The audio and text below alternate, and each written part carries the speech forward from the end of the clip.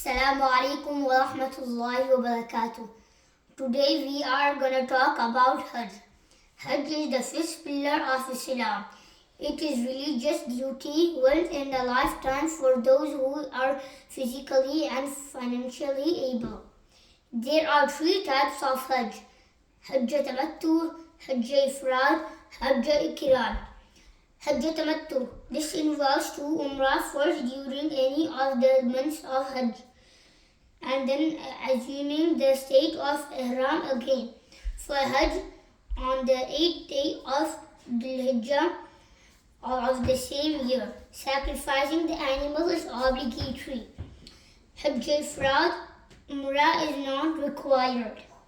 Only Ihram for Hajj is required. Sacrificing the animal is not obligatory. Hajj Qiran. This involves assuming the state of Ihram for both Umrah and Hajj.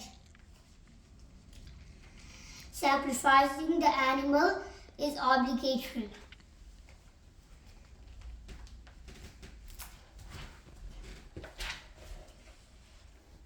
How to perform Hajj?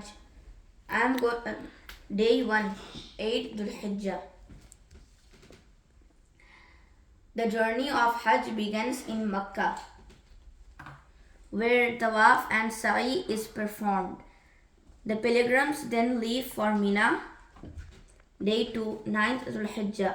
Pilgrims make a journey to Arafat. The day of Arafat is considered the most important day of Hajj. Here they offer Zuhr and Asr combined.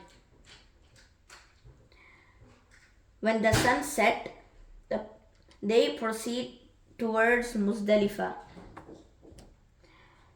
Pilgrims once reach Muzdalifah, they offer Maghrib and Isha prayers combined.